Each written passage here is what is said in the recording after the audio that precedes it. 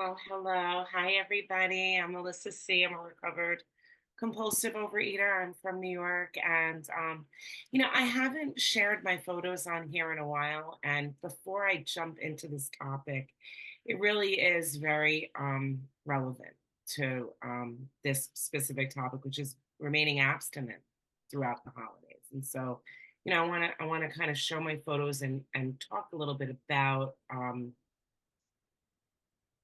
what holidays were like, and what they're like now in reference, specifically to the way that I suffered with this disease. So, you know, this was me. I've been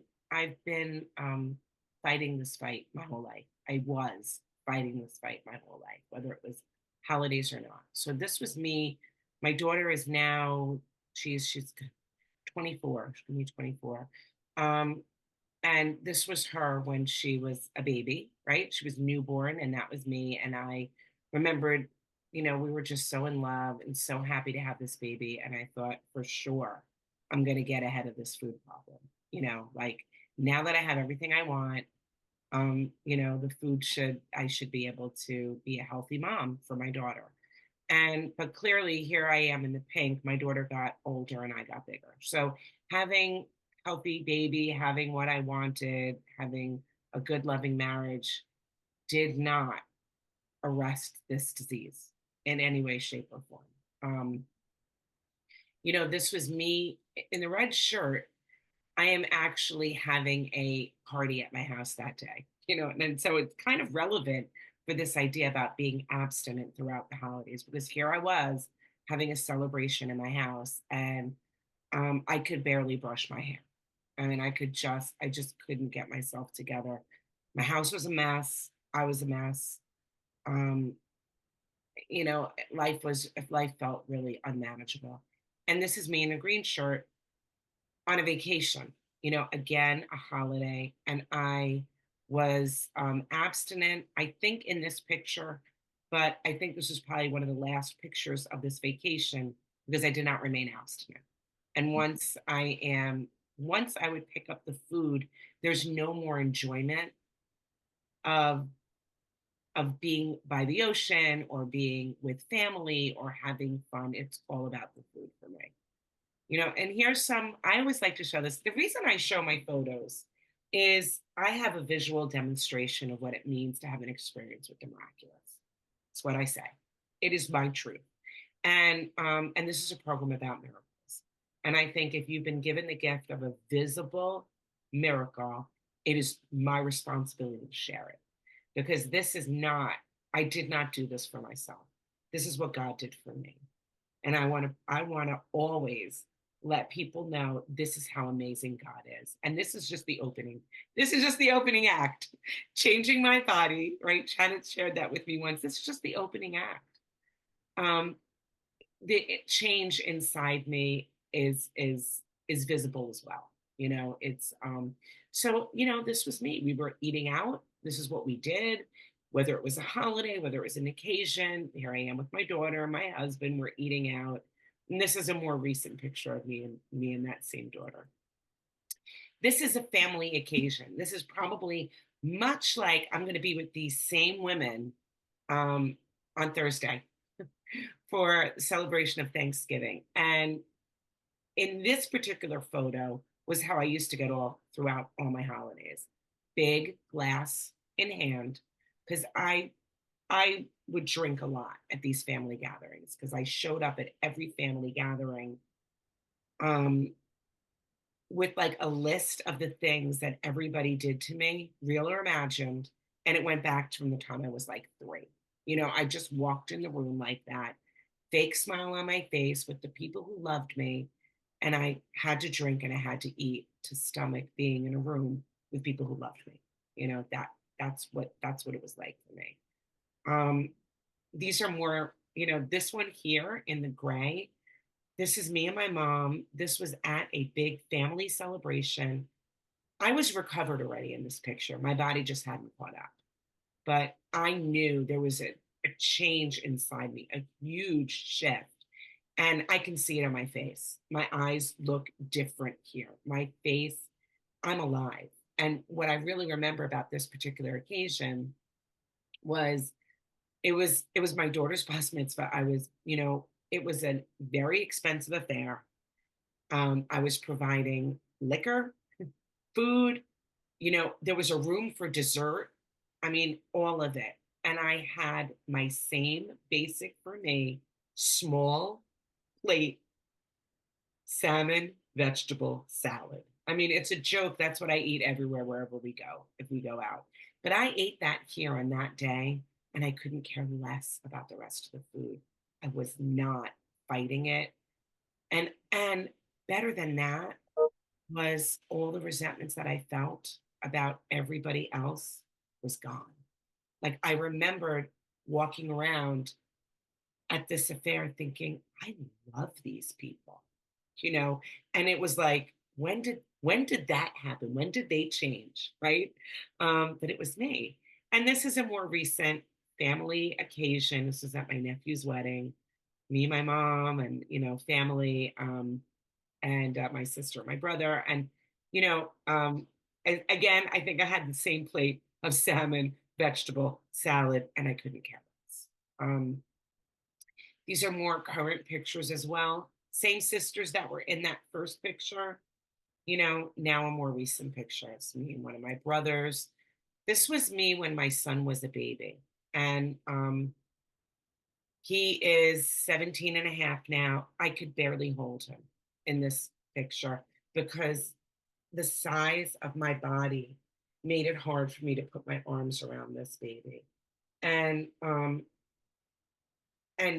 I couldn't hold him and I couldn't chase him. He was extraordinarily active and I would cry because I wanted him more than anything, but I couldn't enjoy holding him and I couldn't chase him. And that was crushing, just crushing. And here's side by side, same baby, same kid. This was me when he was a baby. This was just about this was New Year's, holiday occasion, in the leopard sweater. That was just about what fit me at the end. This was like, I wore that sweater all over the place because it was about the only thing that fit. And this was the same, same husband, same son. At his middle school, he got some sort of certificate. And this over here was a more recent one, same kind of thing again. I share this because this is me over the years now. I've been living in a recovered state. It's over 10 years, going to be almost 11 years. And every one of those dresses fits me. And that is a miracle. I go in the closet, I never even think about it, pull it out, put it on, and it fits. These are, again, some more family side by side photos. Um, you know, Food was my master. That's what I would say. Food was my master. And when you're under the master of food, the master tells you what you like to do. I thought I liked restaurants. Turns out I really don't. They're not as much fun when recreational eating is not part of my thing. It's not my shtick. What I found out is when food is not my master, I found out I love to dance. I love music festivals. We have the best time together, my husband and I. It's like we're experiencing our youth all over again. And this is, big shout out for the OA birthday party because it's coming up. This was an OA birthday party. It was Janet and I didn't think we planned it, but we were wearing the same color and we had a great time. These are my like dear friends. These are some other of my sponsees, good friends, people I love in this program. I just love to show this. I have been given just this beautiful life. People like, we just have such a good time together. This was at a retreat I gave with a dear friend of mine, others. And by the way, I decided to include this picture because this is part of remaining abstinent through the holidays. And the reason I show this is on one of my, tips that I'm going to kind of give is I show up with food at many places that are not just for me in a little dish alone where I have to feel separate. and like um, alienated, that I can actually show up with, and it was beautiful. I mean, I made a beautiful salad. I show up and it's pretty, and I never have to feel embarrassed about bringing it. And I just bring it. I just bring it, you know? So I think, first of all, when I talk about being abstinent through the holidays, first I want to define what is abstinence, right? I think it's important for us when we say, um, I'm abstinent through the holidays. Well, what does that even mean? And so here it is. In the doctor's opinion on XXIV, it says this: we believe and so suggested that the action, as so suggested a few years, that the action of alcohol on these chronic alcoholics is a manifestation of an allergy, that the phenomenon of craving is limited to this class and never occurs in the average temperate drinker. These allergic types can never safely use alcohol in any form at all. And once having formed the habit and found they cannot break it, once having lost their self confidence, their reliance upon things human, their problems pile up on them and become astonishingly difficult to solve. So it says in that paragraph that in any form at all, right? So if I have an allergy of the body, then I must, regardless of what holiday it is, abstain from foods and eating behaviors that trigger that allergic response. So, what does that mean? It means that I don't overeat on a holiday, not even my abstinent food. And I put that in air quotes because that's something that I've often heard. Well, it was just my abstinent food.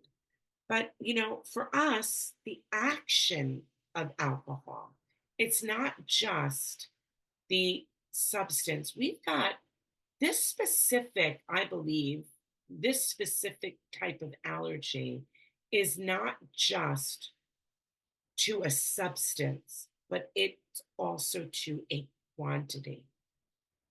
So for me, overeating triggers an allergic response. Yes, certain foods as well.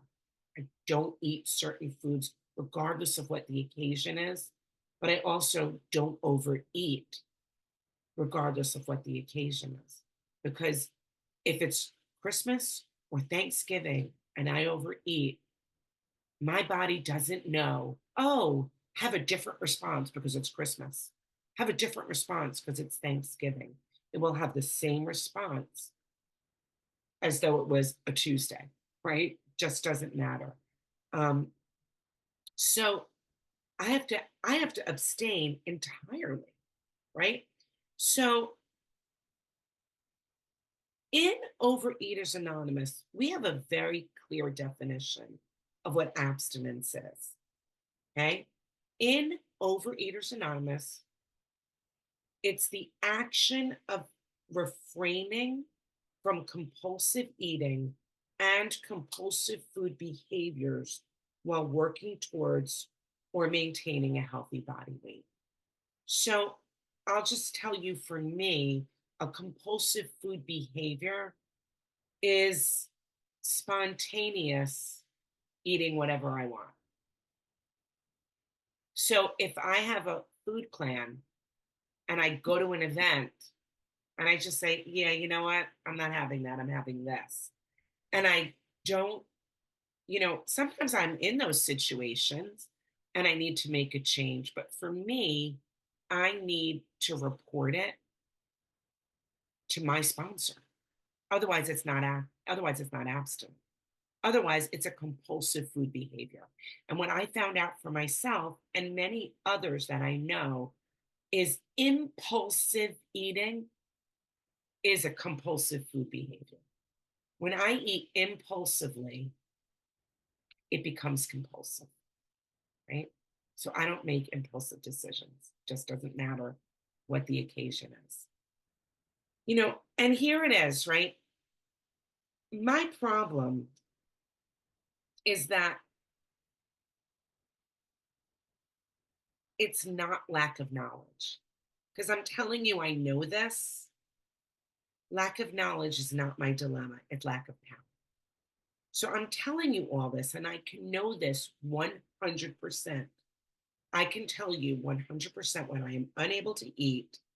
I can tell you 100% that I am unable to eat certain ways, and still I lack the capacity to act in ways which are in agreement with this information. That's what it means to be powerless. That I can know something, but I can't seem to apply what I know when I need to on my own human, right? So I know that the only thing that will keep me abstinent is a relationship with God.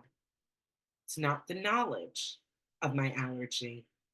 That's important to know what your allergy is. But in order for me to adhere, I need to have a relationship with God, which means I got to work the steps. Because for someone like me, the way that I get that kind of a relationship is a 12-step program. That's how I got that relationship.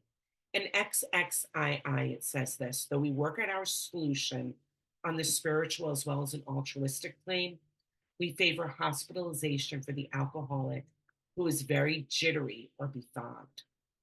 So I want to kind of discuss this hospitalization concept because it does not mean that you need to go to a rehab unless you do, right? But in specifically here, when my interpretation of this hospitalization concept is I need to have really tight parameters around me, where I go, what I'm doing, not throughout my entire life, but when I am beginning. It says we favor hospitalization for the alcoholic who's very jittery or befogged. Well, I'm telling you now, 10 and a half years in, I'm not jittery and befogged anymore. So I'm no longer in a hospital, right? I don't have to live. Now, I do have tight parameters between me and the food, but it's important to know where someone is in the steps in order to suggest how to remain abstinent through the holidays. It is different for someone who is newly in the steps than someone who has some time in, right?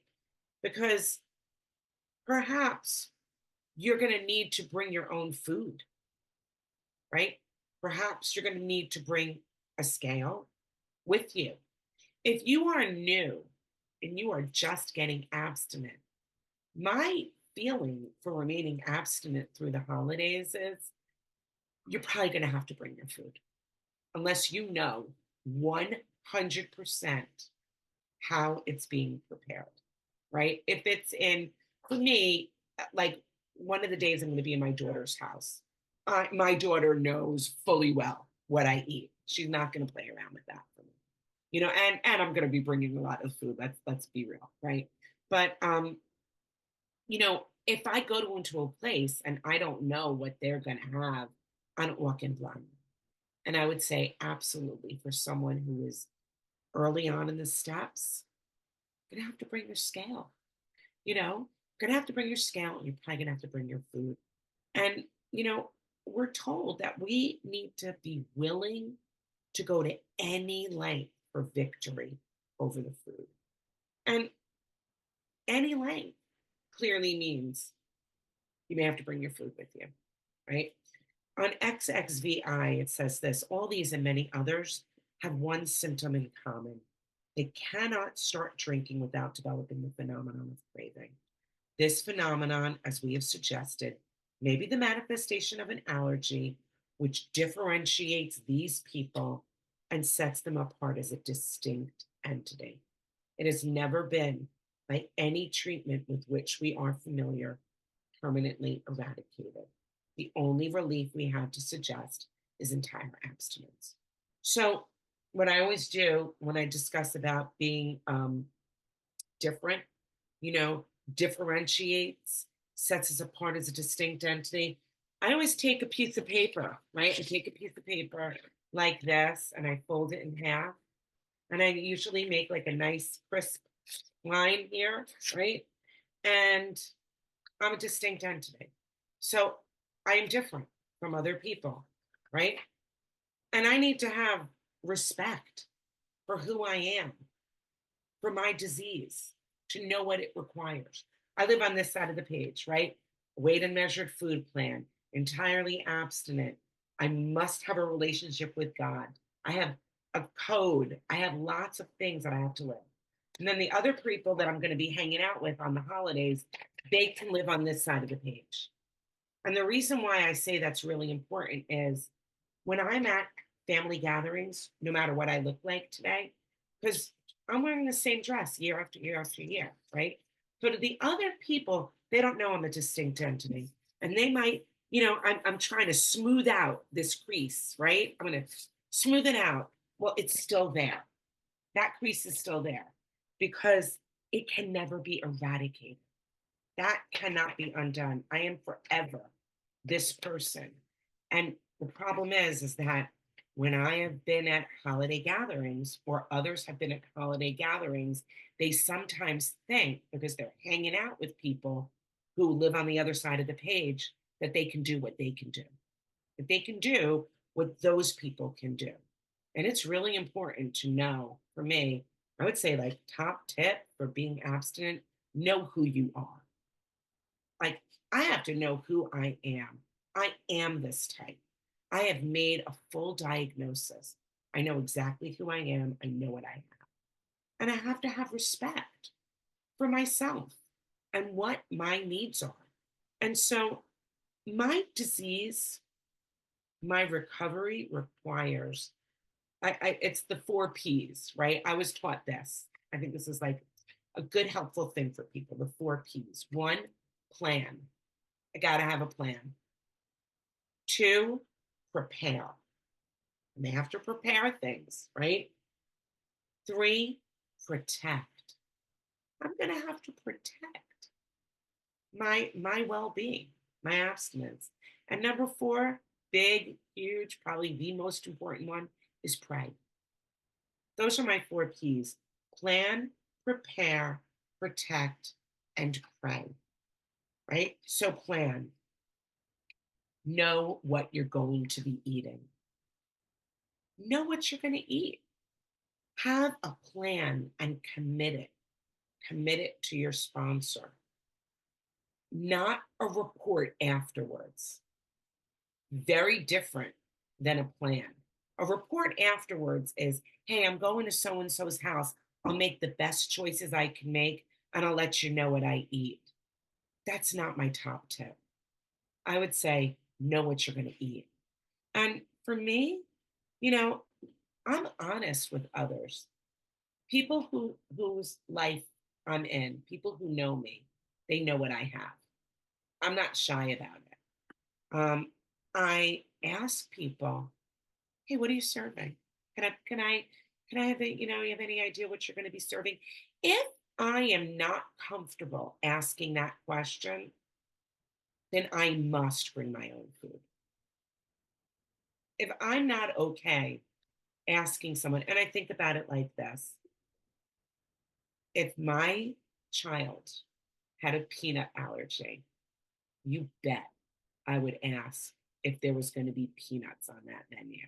I was going to know 100% what was there because I respect their allergy and I value their life. Well, if you're going to get well, you have to respect your own allergy and certainly value it, right? Certainly value it. So I can request from the people whose homes I'm going to or who are making certain things, but ultimately it's my responsibility to provide it. And that's how I look at it. I don't inconvenience other people.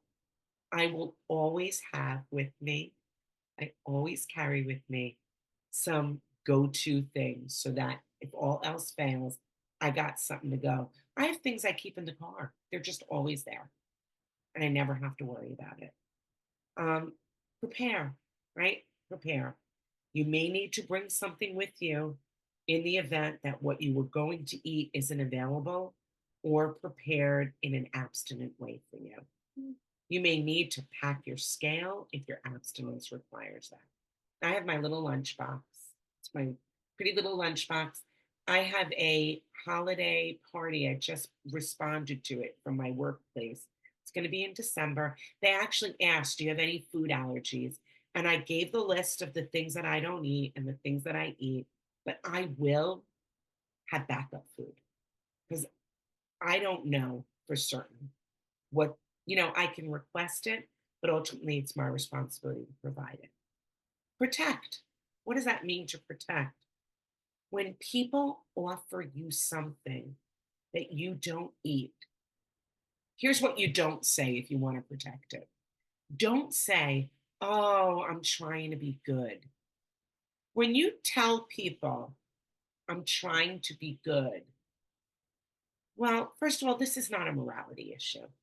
That would be like somebody with a peanut allergy saying, "Oh, yeah, I can't eat that. I'm trying to be good." You're not trying to be good, you're trying to live. So I take it seriously. I don't make it soft for myself or when I also show up and tell somebody I'm trying to be good, you know what they hear?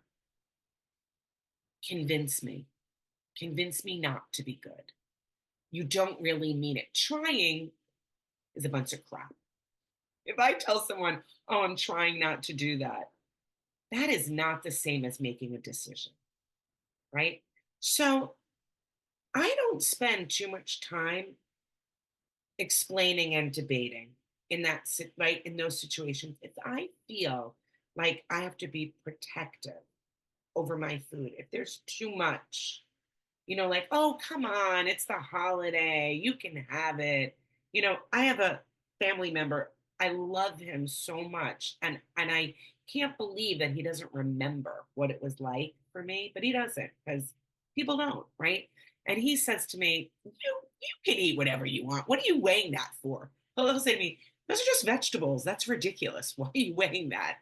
Or he'll say, "Do you really like he'll say to me, "You have such willpower. I don't know anybody who has the willpower that you have. You could have a piece of cake if you want to. You could totally have it. You could totally," and it's like, so instead of me getting into a debate with this person, because it's not important that they understand what I have. It's important that I understand what I have, right?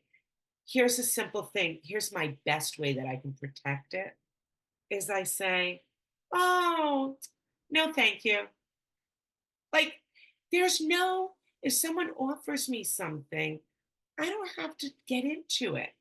All I have to do is say, "Oh, no, thank you." And then easily switch the subject to something else, right? By the way, the best thing to change the subject to is somebody's grandchild. That same person just had another grandbaby. And that is exactly, if he pushes the cake on me, I'm going to say, "Show me a picture of that grandbaby again. Oh my God, she's so cute." Done. Nobody cares what you're eating. They much prefer to talk about themselves, right? Um, okay, pray, right? Pray. If you're uncomfortable with events, by the way, you're supposed to be praying anyway. Prayer, if I want a miracle, which I showed you what it means to have an experience of the miraculous, people who want miracles ask for miracles. They're not shy. They beg, right? They ask for a miracle. I ask God for help. I ask God before I go to an event, right? And one of the things that I would do early on, and I sometimes do it still, is my prayer is like, "God, please allow the food to nourish me and not feed my disease. Please allow the food to nourish my body and not feed my disease." Right? And then the other thing that I always pray and I always meditate on before I go to an event is I ask God to show me who you'd like me to help, right? Because that is our directions now. That This is a program about diminishing, removing our self centeredness, our selfishness. So rather than me show up an event all consumed with what are they serving me? What are they giving me? Will there be enough for me? If I can ask God to help me find the person or people that you want me to help. Help me, help me show up loving. And then, you know, I show up that way. When you make it your intention to be useful, to be helpful, you'll be surprised. Those people will show up everywhere, you know? Um, and most of them are not really interested in what you're eating. It does not have to be people who from or part who have this disease. It could be anybody. It could be a senior at the family function. It could be somebody who, you know, is lonely, who needs someone to talk to. Um, there's loads of ways that you can um, think of others when you're at these family occasions. And more about alcoholism on page 30, it says this: no person likes to think he's bodily and mentally different from his fellows. Therefore, our drinking careers have been characterized by countless vain attempts to prove we could drink like other people. The idea that somehow, someday, he will control and enjoy his drinking, or in my case, my eating, is the great obsession of every abnormal drinker.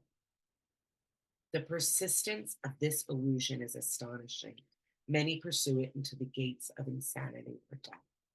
So, well, why would I share this with you? Well, first of all, I have to know that I'm bodily and mentally different from my family and the other people I might be sharing the holidays with. The thought that I am possibly missing out on something that I once enjoyed is delusional thinking. Not all that enjoyable, actually. Because I have to be honest, when I ate on family occasions, holiday occasions, I was not feeling very social. As soon as I took a bite, what always happens for me is that I will eventually emerge remorseful. It will always trigger an alcoholic response. I have never eaten compulsively, overeaten, eaten my binge foods, eaten off plan at a family event and said, oh, that was excellent. That totally hit the spot. I've never had that experience. So it's delusional to think that I'm going to control and enjoy my eating because every single time that I ate alcoholically, I always emerge remorseful. And I would say, I would start off saying, all right, well, let me just eat whatever I want now. I already went off. Let me just go crazy. Let me eat whatever I want so I can get it out of my system so that then I'll be ready to do business. By the way, I cannot get it out of my system. If I think that overeating is going to get it out of my system, I have not admitted powerlessness. Because what that means is that I believe, maybe not right now, but tomorrow I'm going to wake up and ready to do business. And it doesn't work like that. I don't get to say when I'm ready, when I can wake up and do business. For me, I got to be waking up crushed and defeated. So if I were to eat at an event, I would not wake up ready to do business. I would wake up feeling crushed and defeated. Okay, the problem with us is that we've got no mental defense there, right? So I know this, I'm telling you this, but I still can't apply it because it's my memory, it's not a strong enough memory. And throwing information at it and data at it doesn't do much to help. We have a spiritual malady. I have a spiritual malady that shows up as a form of insanity. That's what this malady comes up as. It's insanity. And it can only be treated with abstinence and a spiritual awakening, right? For me, for my malady, for my spiritual malady, for my form of insanity, yes, I have to be free of the food, right? To the best of my ability, I have to be putting the food down as best I can while working towards having a spiritual awakening. Spiritual awakening is what keeps me. Page 36 to 37, it's going to talk here about Jim. He put some whiskey in his milk. He had much knowledge about himself as an alcoholic, yet all reasons for drinking, right, were easily pushed aside in favor of the foolish idea that he could take whiskey if only he mixed it with milk. Whatever the precise definition of the word may be, we call this plain insanity. How can such a lack of proportion of the ability to think straight be called anything else? So I share this because part of what this insanity, the definition for me of what it means to be insane is that I lack proportion. So, what does it mean if I lack proportion? It means that I don't see things in their right proportion. I minimize things that are crucially important and I make things that are really unimportant hugely important for me. And so what is a specific example that relates to remaining abstinent through the holidays?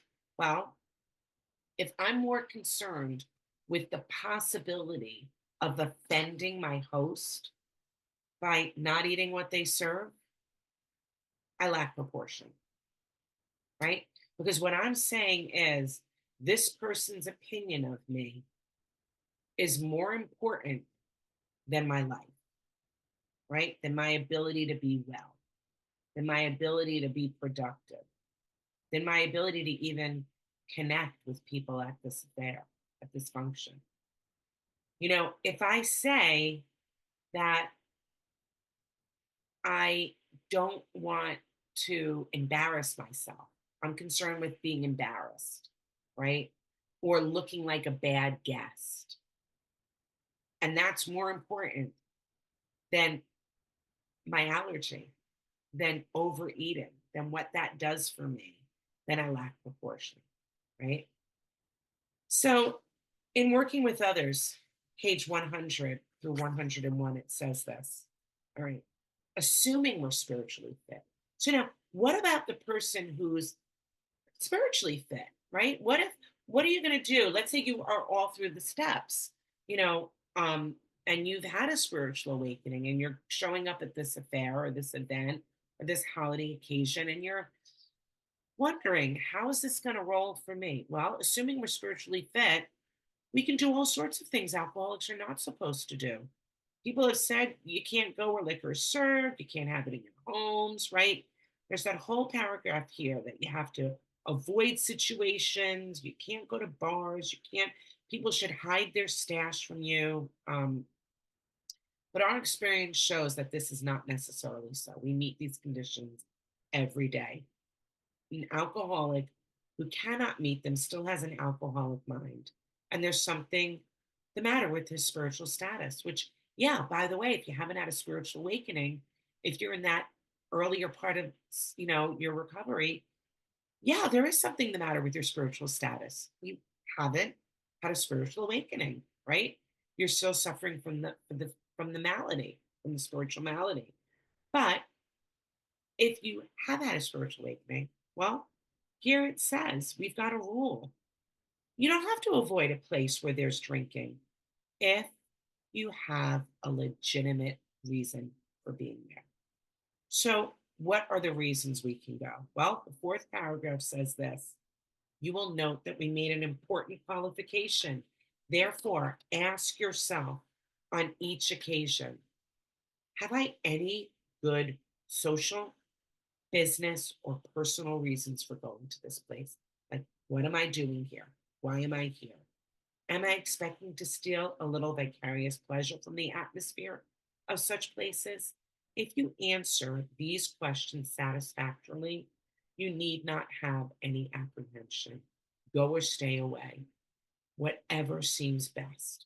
but be sure you are on solid spiritual ground before you start and that your motive in going is thoroughly good. So it's important to understand, why am I going to this event? What's my reason for being there?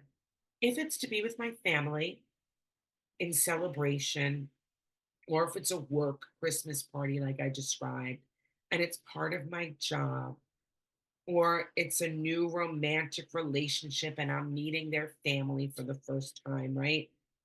I can go to all kinds of gatherings, provided I'm spiritually fit, right? If I am not, these things can be really tricky. In early recovery, I did not go to work related food festivals. I ate my food beforehand. I did not partake. I was just too nervous. And some things I actually didn't go to because I knew I did not have the capacity to do it. I was aware that it was too much for me and I took it seriously. You know, I go to all kinds of gatherings and I'm not going to suggest, a food centered activity. Like if I'm getting together with my family, I don't suggest a food centered activity just so I can watch everyone indulge. That to me is a vicarious pleasure. I don't say, hey, let's all go to, I don't know, the all you can eat buffet. Like that would not be on my suggested list of things. Nor for me, I don't bake. I think that now some people say they can, but for me, that's a vicarious pleasure. That would be like, I don't think it's necessary for someone like me. And I would say to someone in early recovery, you're not the person to do the baking, and you're not the one to go pick up the baked goods. Let someone else do it. Know where you are, know what you're capable of doing. You know, do not think of what you're going to get out of the occasion, it says here. Think of what you can bring to it. If you are shaky, you'd better work with another alcoholic instead. And I love how our solution is always the same. The directions are really consistent. If you're having any problem at all, the remedy is always go help others. It seems to be like, oh, you're having a problem? Go help someone else. Our solution is altruistic. We're going to think of others, right? Says here, why sit with a long face in places where there's drinking, sighing about the good old days? If it's a happy occasion, try to increase the pleasure of those there. If it's a business occasion, go and attend to your business enthusiastically. If you're with a person who wants to eat in a bar and you are able to, by all means, go along. Let your friends know, though, they are not to change their habits on your account, right? Other people are free to do what they want to do. So don't sit there pouting. Like, that's my tip, right? Do not go to some place and sit there pouting. There's no point in going. If you're that miserable going, don't go, right? Don't sit there with a bad attitude because it's not thoughtful to your guests or your hosts, and it's not serving anybody to sit there pouting. Increase the fun. Besides, my goal is to carry the message, and my demeanor speaks louder than my words. So when I say go there and increase the fun, for me, when I show up at a family event, I'm going to get on the floor and I'm going to play. There's all these like new babies in my family. I'm going to get on the floor and I'm going to play with them. I'm going to get a ball and I'm going to roll the ball. I'm going to let the parents hang out at the table and have seconds and thirds because that's what they're dying to do. They just want to sit and I'll entertain their kids. And I can do that and increase the pleasure, right? So, at a proper time and place, explain to all your friends why alcohol disagrees with you. If you do it thoroughly, few people will ask you to drink. So, yeah, if you're with your family and you feel that it's appropriate and you can tell them. You can tell people. I've told people I have a pretty serious food addiction, and you never know if they too might be suffering or if they know someone, right? If I'm honest about it, I can't carry the message if nobody knows that I have a message to carry. Now, I don't walk around saying, "Hey, I'm a member of Overeaters Anonymous." Nobody, I'm quiet about it. But if asked and it seems appropriate and it's quiet and sane, I can certainly share, right? I have a disease. This is not a morality issue. So I don't have to be ashamed. I don't feel any shame at all. Had to get rid of feelings of shame because if I'm full of shame, I can't help anyone. How am I going to help anybody? Here it says, cling to the thought that in God's hands, the dark past is the greatest possession. You have the key to life and happiness for others. With it, you can avert death and misery for them. So I believe I have a responsibility to be honest, especially since I can save someone from death and misery, right? So, I want to share really quick that here's my real-time tips. Look for ways you can be helpful, right? Number one, here's one too, willingness list. I have a list of things that I'm willing to do when I am uncomfortable in a food situation.